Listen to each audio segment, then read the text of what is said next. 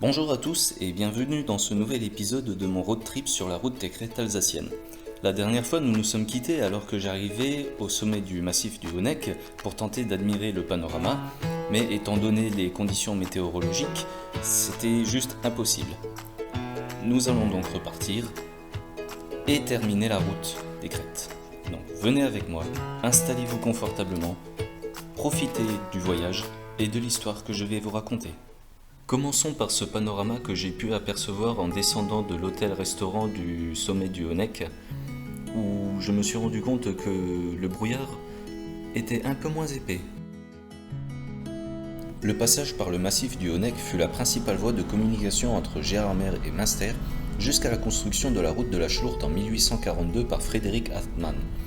Une ligne de tramway passant par le Honeck fut mise en service le 25 juillet 1897 et exploitée jusqu'au 28 août 1939, malgré un accident survenu en 1923, le 14 juillet pour être précis, qui fit 4 morts. En décembre 1944, le 1er régiment FFI, Force française de l'intérieur, un mouvement de la résistance française pendant la Seconde Guerre mondiale, dirigé par le capitaine Pator, s'empare de l'hôtel du Honeck et est relevé par une compagnie du 4e régiment de tirailleurs tunisiens. Mais une tempête de neige empêche l'arrivée de troupes supplémentaires. Himmler profite de cette occasion pour lancer une contre-attaque et parvient à reprendre la position et oblige les tirailleurs, sans vivres ni munitions et ayant subi de lourdes pertes, à se rendre. L'armée allemande tient alors le Honeck jusqu'en février 1945. 2 monuments commémorent cette bataille au sommet de la montagne.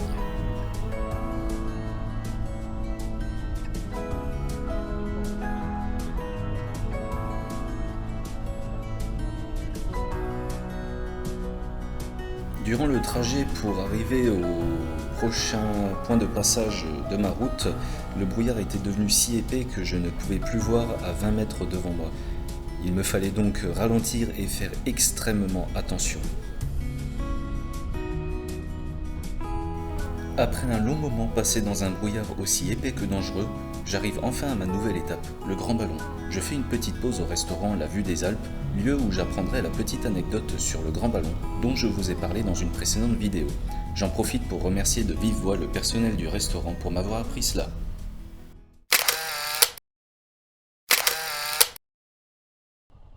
Plus loin sur la route, je me suis arrêté rapidement à une petite plaque commémorative que j'ai prise en photo à la mémoire de l'équipage du bombardier Halifax qui s'est écrasé à cet endroit dans la nuit du 2 décembre 1944.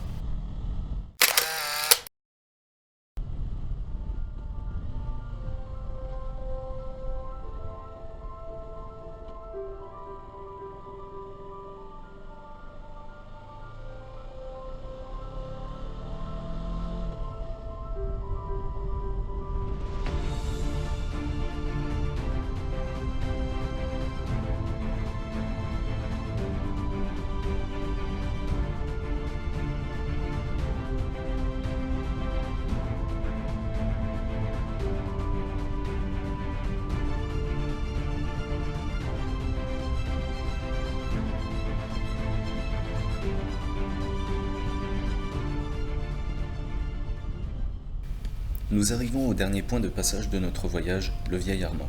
Lors de la Première Guerre mondiale, les poilus surnommaient cette montagne la Mangeuse d'Hommes ou la Montagne de la Mort. Une bataille s'y est déroulée durant l'année 1915, faisant près de 25 000 morts. Après cette bataille, le front s'est stabilisé et il n'y eut plus que des duels d'artillerie, et ce, jusqu'à la fin de la guerre. Sur ce site se trouvent 2 parties bien distinctes. Un monument national du 152e régiment d'infanterie, constitué d'une crypte et d'un cimetière militaire, et le champ de bataille constitué de vestiges et de monuments. L'histoire du Vieil Armand continue de nos jours, car le 3 août 2014, François Hollande, alors président de la République française, et Joachim Gauck, président de la République fédérale d'Allemagne, y ont commémoré ensemble le centenaire de la Grande Guerre. On peut aussi noter le 10 novembre 2017, Emmanuel Macron et Frank-Walter Steinmeier ont inauguré l'historial franco-allemand de la Grande Guerre du Hartmannswillerkopf. Et c'est parti pour la fin de l'histoire de la route des crêtes alsaciennes. Elle fut l'œuvre de l'armée française. Dès le début de la guerre, le général Dubail a planifié la défense de la ligne de front vosgienne. L'objectif des travaux militaires fut de créer cette route afin de compléter les 80 sentiers déjà existants pour permettre un ravitaillement et une communication plus rapide. La route fut créée sur le versant ouest de la crête afin de ne pas être vue par les forces allemandes et ainsi se protéger de leur artillerie.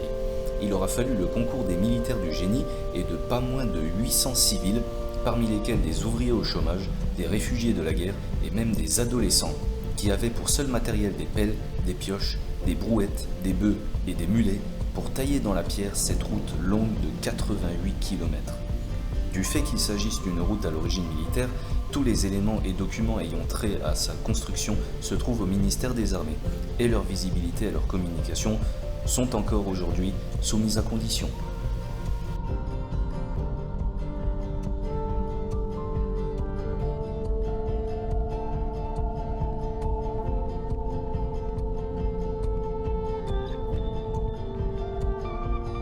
Et maintenant que nous en avons terminé avec l'histoire, il ne me reste plus qu'à vous laisser profiter de la route jusqu'à la fin.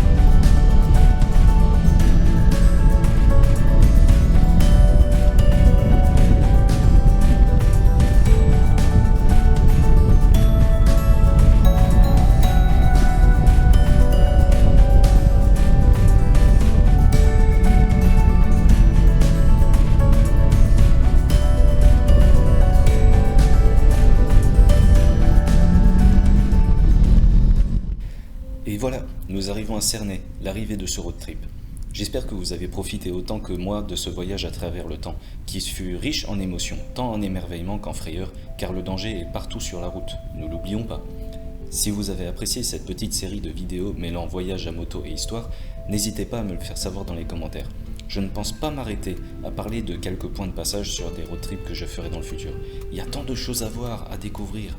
Et si vous avez envie de découvrir toutes ces choses, je vous invite à vous abonner à cette chaîne et à activer la cloche pour ne rien rater. D'ici là, gros V à tous, faites attention à vous et à une prochaine fois sur la route. C'était Motard et Histoire, à votre service.